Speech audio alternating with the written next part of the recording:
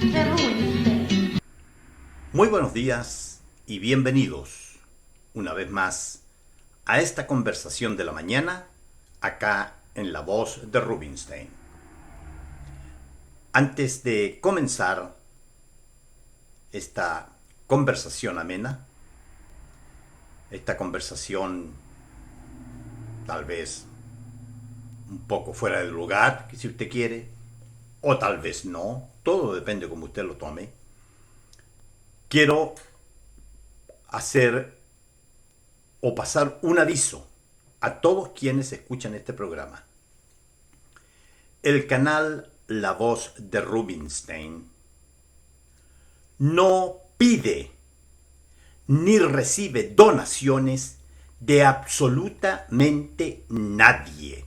Y si usted recibe un texto o alguna cosa en donde diga que el canal de Rubinstein necesita ayuda económica, no lo tome en serio, rechácelo inmediatamente o repórtelo, porque este canal no vive de esto. Este canal es un canal 100% patriota que no necesita pedirle ni mendigarle dinero a nadie. Y tampoco recibe donaciones de absolutamente nadie. El canal de Rubinstein se financia solamente con mis pocos y exiguos emolumentos que yo logro tener debido a mi profesión. Soy un profesional como cualquiera otro y no necesito que nadie me dé nada, no pido y tampoco acepto donaciones ni limosnas de absolutamente nadie. No pretendo resultar soberbio, pero no voy a permitir que en el nombre de este canal se esté enviando a algunas personas textos pidiendo dinero para el canal de La Voz de Rubinstein. No haga caso a esos textos. El canal de La Voz de Rubinstein es un canal que sale al aire con un sentido patriota y, como dije antes, no vive ni de la mendacidad ni de la publicidad. Muchas gracias. Es importante aclarar antes que vaya a llegar esto a un lugar donde no quiero. Ya me llegaron este fin de semana 12 avisos de textos que estaban llegando a algunas personas pidiendo donaciones para el canal de La Voz de Rubinstein. Deséchenlos. No los tomen en cuenta. Si ustedes quieren, repórtenlos. A mí me llegaron 8 y los reporté todos a los estamentos correspondientes. Bien. Dicho esto, vamos a la conversación del día de hoy. ¿Sabe usted, estimado compatriota, cuántos países han desaparecido o han cambiado de nombre por una o mil razones, pero la mayoría de ellos, después del fracaso socialista? Montones. Pero yo le voy a nombrar unos poquitos así por encima nomás, para que entremos de lleno a lo que nos convoca. El país que instauró primero que nadie el socialismo y el comunismo, la Unión de Repúblicas Socialistas Soviéticas, duró 70 años y se derrumbó como castillo de naipes, peor, como una casa de madera comida interiormente por las termitas, y cuando sopló el primer viento se la llevó. Yugoslavia,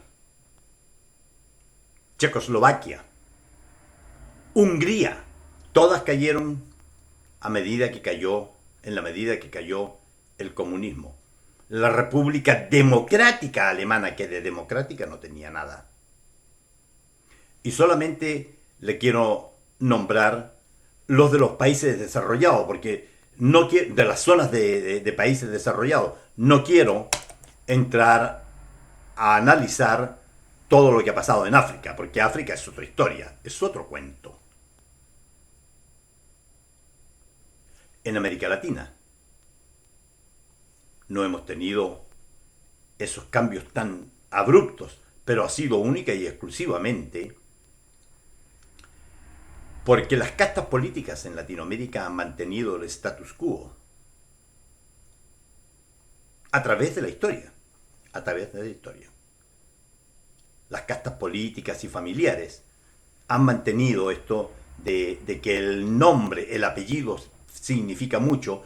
El apellido de tu tatarabuelo entró a la historia de este país y por lo tanto todos ustedes, generaciones siguientes, tienen que estar en la política porque hay que preservar el apellido, aunque haya sido un tirano, aunque haya sido un sátrapa, aunque haya sido un pervertido. Pero esa es la historia de ignorancia en que las castas políticas han mantenido a Latinoamérica en general. Fíjese usted que, y tantas veces yo lo he dicho, Latinoamérica debería ser uno de los subcontinentes más desarrollados. Somos el patio trasero, hemos sido el patio trasero de Estados Unidos desde que Estados Unidos se independizó. Pero, lamentablemente, nosotros tuvimos libertadores, entre paréntesis, que eran basura pura y dura. Todos con grandes ambiciones, ambiciones políticas. La mayoría terminaron como dictadores, excepto uno. Y tal vez el más importante para mi concepto, aún más que Bolívar, porque Bolívar fue un tirano en toda la extensión de la palabra. Pero no así don José de San Martín, que después que terminó su trabajo como libertador de América, un trabajo que él nunca buscó, pero le tocó asumir esa responsabilidad ante la historia, él se retiró a sus pagos, como decían ellos, y vivió una vida tranquila. Nunca sucumbió a los cantos de sirena, ni a las ofertas tan tentadoras que no podían ser rechazadas de los políticos basura de Argentina. ¿Y por qué le digo esto? Le digo esto porque en toda Latinoamérica, desde México hasta Tierra del Fuego, en todos estos años,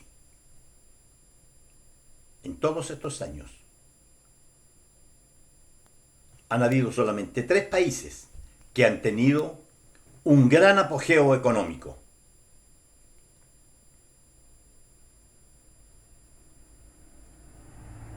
Y lo han tirado por la borda. Me refiero a Argentina. Argentina, esa Argentina de allá de 1900, 1920, 1925, 30, esa Argentina fabulosa, rica, que era el granero del mundo y la carnicería del mundo también. Esa Argentina en donde llegaba lo mejor y lo más graneado de Europa. Pero, típico país sudaca, colonizado por el estiércol español, tenían el gen de la autodestrucción y el gen de la corrupción, ninguno de los dos, de los cuales ninguno de los dos jamás ha evolucionado a un estado mejor, sino que ha ido involucionando y convirtiéndose cada vez en algo peor. Después vino la rica Venezuela del petróleo, cuando a finales del siglo XIX, a principios del siglo XX, los norteamericanos descubren grandes yacimientos de petróleo y comienza esta extracción, en un principio muy abusiva y luego ya controlada cuando llega Juan Vicente Gómez al poder y empiezan a darse cuenta de cómo extraían el petróleo los norteamericanos y se lo robaban literalmente, porque eso hay que decirlo.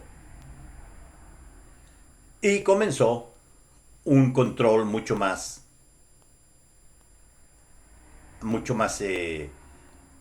directo, y Venezuela poco a poco empezó a salir de ese pantano aunque seguía siendo un país rural, pobre, analfabeto como pocos, con muchas zonas aún vírgenes por descubrir, con tribus de gente nativa que nunca había tenido contacto hasta esa época con gente blanca. Pero llega un general como Marcos Pérez Jiménez en 1952, toma las riendas de ese país y decide dar un gran vuelco a todo lo que significaba las riquezas del petróleo en Venezuela y llama a las grandes compañías petroleras y los sienta a la mesa y los obliga a invertir mucho de ese dinero en Venezuela. Y a su vez contrata a grandes arquitectos internacionales y construye la red de autopistas de Caracas conocidas como el 100 pies, una de ellas, y la otra era la autopista del Este. Y Venezuela da un salto hacia el modernismo, abriendo grandes extensiones de foresta en la propia Caracas a construcciones de mucho valor agregado. Comienza a aparecer una gran clase media, y de ahí para adelante el resto de la historia es conocida. Marcos Pérez Jiménez es derrocado en el 1958 por un almirante que era un pedazo de mierda traidor, egoísta, que quería el honor propio y nunca lo tuvo, a pesar de lo que hizo, nunca fue reconocido sino como un vulgar traidor. Pero eso es otra cosa. Venezuela tuvo ese auge de los 60, 70 y hasta los 80, en que todo en Venezuela era como el sueño del rey Midas, todo lo que se tocaba era oro, excepto su clase trabajadora. Porque el venezolano, en general, ha sido siempre gente campesina, que no tiene nada de malo ser campesino, pero malo para el trabajo. Y ese país se levantó gracias a la fuerza de la mano de obra extranjera calificada, no este tipo de mano de obra extranjera que está llegando a Chile, estos parásitos sin ningún tipo de expertise que están llegando a Chile no solo a trabajar, sino además a pedir derechos. Y finalmente llegó a pensar en algún momento que con todas las riquezas que tenían era posible un paraíso socialista estilo cubano. Llegó Chávez al poder y Venezuela se convirtió en lo que es hoy en día, en un antro de narcotraficantes, en una republiqueta fallida, en un país donde el hambre, la miseria y la pobreza Son los tres productos de exportación que tiene Venezuela hoy en día. Ya el petróleo no es un producto de exportación porque lo traen desde Irán. Y ahí está la historia. Y finalmente, el país que más rápido logró salir de la pobreza abyecta en que se encontraba era el segundo país más pobre de Latinoamérica, solamente teniendo por delante de Haití, una isla de gente involucionada, gente que fue una colonia francesa, que cuando los franceses les dieron la independencia, ellos en un acto absolutamente de simios involucionados, decidieron matar a todos y cada uno de los blancos que habían quedado en la isla, y en ello se produjo una gran masacre de hombres, mujeres y niños. Algo que los grandes sociólogos y los grandes antropólogos, la mayoría de izquierda, no hablan, no tocan el tema. No lo tocan única y exclusivamente porque no pueden negar la evidencia. Ese país que estaba solamente por sobre Haití era Chile. Ese Chile pobre, rural, mísero, que estaba en manos de unas pocas castas y que con una clase política que era cada día más y más parasitaria. Esto de que es parasitaria la clase política en Chile no es nuevo. Ha sido desde los principios de la independencia.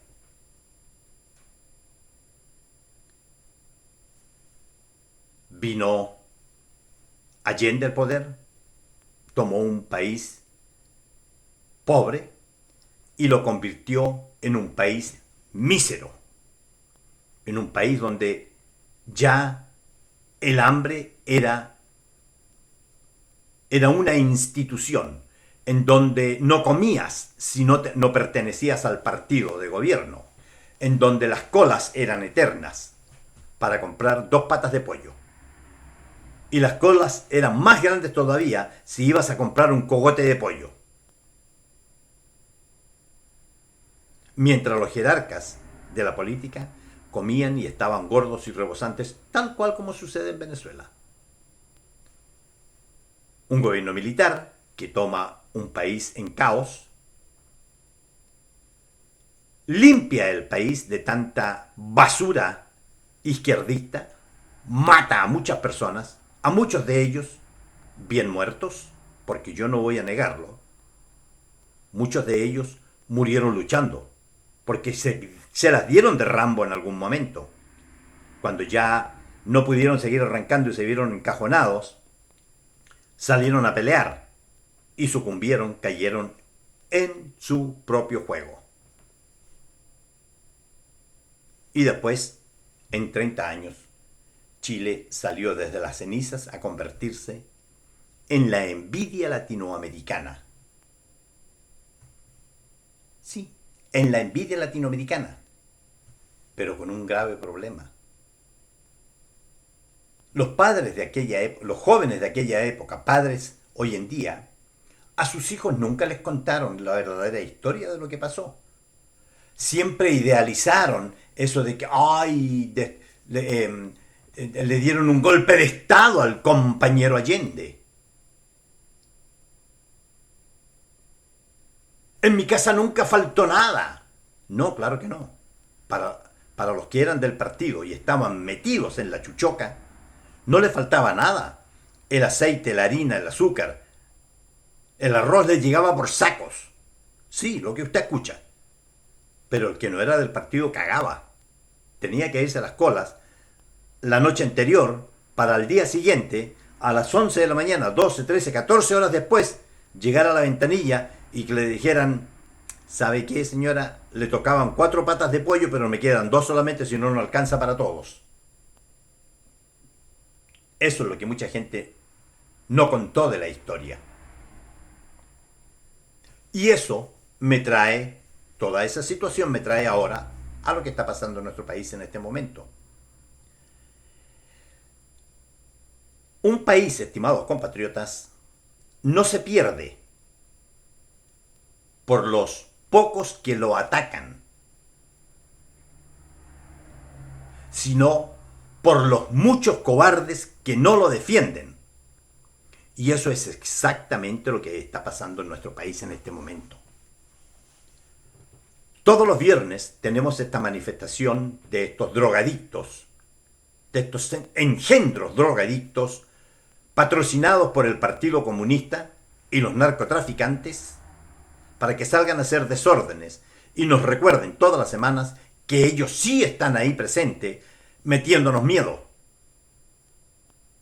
Mientras la gran mayoría del país, esa mayoría, como la llaman algunos, la mayoría silenciosa, sigue metido en sus casas, acobardados, cagados de miedo, cagados hasta las orejas de miedo, y negándose a salir a dar una manifestación de rechazo a todo esto. ¿Y por qué digo todo esto? Porque fíjese usted que la semana pasada, durante toda la semana, desde el día lunes empezaron algunos canales a hacer un llamado a una marcha en el Golf, una marcha en Viña y una marcha en Concón, en apoyo a carabineros y en contra de la inmigración. Se dijo por todos los medios disponibles de este tipo. En la mayoría de los canales se dio a conocer. ¿Sabe cuántas personas fueron al Golf? 200.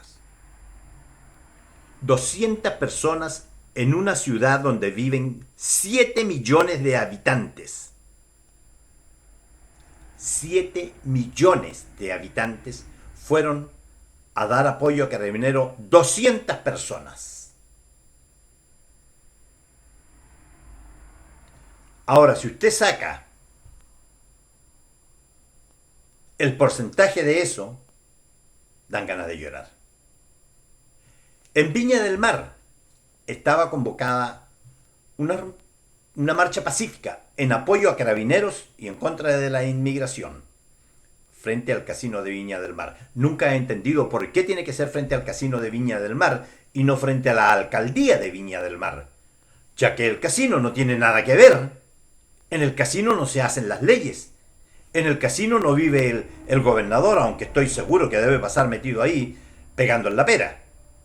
La alcaldesa también, pero las autoridades están en las oficinas.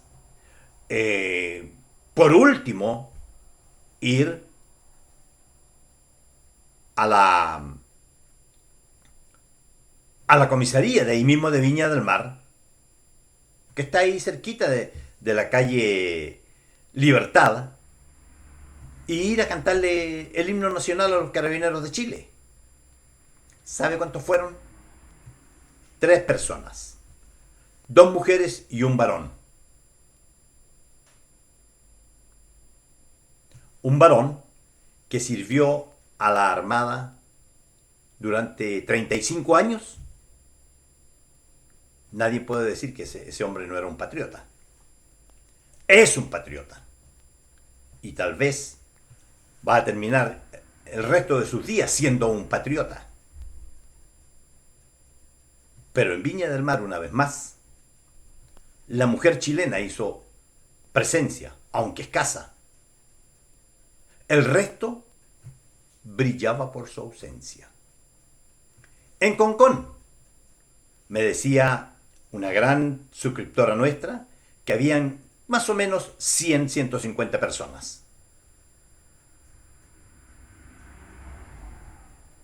Y uno se pregunta, ¿y estas son las personas que se dicen patriotas? Estas son las personas que preguntan, ¿y las Fuerzas Armadas dónde están? Estas son las personas que pretenden que nuestras Fuerzas Armadas se involucren una vez más en política para que después al igual como sucedió en 1990, le den vuelta la espalda con aquel conocido refrán del chileno, yo ni te conozco? No, compatriotas, no.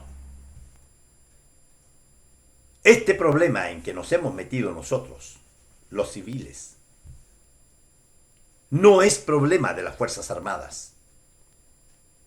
Y le voy a decir por qué. Hasta el día de hoy siempre se ha dicho que lo que sucedió en 1973, según dicen los parásitos de la izquierda, porque hay que mirar también quién lo dice, y hay algunos parásitos vendidos de la derecha que se hicieron millonarios durante el gobierno militar y que hoy en día poco menos que escupen para que no digan, no, yo nunca tuve nada que ver con eso. Incluso hay por ahí un candidato cuyos hermanos fueron ministros de ese gobierno. Y ganaron muchísimo dinero también en ese gobierno. Y hoy en día reniegan. E incluso le ponen el pie encima a los héroes que están detenidos en Punta Peuco. Eso se llama el pago de Chile. Y si ustedes creen que las Fuerzas Armadas se van a volver a meter en eso, permítame explicarle algo. Y esto me lo explicó a mí un coronel, y que yo dentro de todo lo que leo nunca me había dado cuenta de ese pequeño detalle. Pero qué importante, porque ¿sabe qué? Aún a la edad mía, yo todos los días aprendo algo nuevo, y el día que no aprendo algo nuevo para mí es un día perdido. Y en esa conversación con el coronel aprendí una diferencia muy, muy importante. Él me dice, don Ricky, ¿sabe usted por qué no fue golpe de Estado el pronunciamiento militar de 1973? Porque en la Constitución de 1925 había un artículo específico que decía: las Fuerzas Armadas y de Orden son garantes de la institucionalidad del país. Es decir, son garantes de hacer respetar la Constitución. La Constitución que, de acuerdo a la Corte Suprema de la época, 1973, por allá por mayo, declaró al gobierno de la Unidad Popular fuera de la Constitución. Nadie recuerda eso. Pues no, porque no les conviene. Las Fuerzas Armadas solamente produjeron un pronunciamiento militar porque golpe de Estado hubiese sido si la situación fuera como hoy en día, en donde ese artículo no existe en la actual Constitución, porque lo borraron, porque lo modificaron, todo lo que ustedes quieran. Hoy en día sería un golpe de Estado, porque ese artículo no existe. Y lo que es peor, un golpe de Estado nos traería una vez más el corte de todos los tratados de libre comercio, el comercio internacional y todo eso, porque lo primero que hacen cuando hay un golpe de Estado, la mayoría de los países no preguntan, actúan todos como una bandada de pirañas hambrientas. A ver, arrancar. Y eso va desde las grandes potencias hasta el último ratón de acequia llamado país.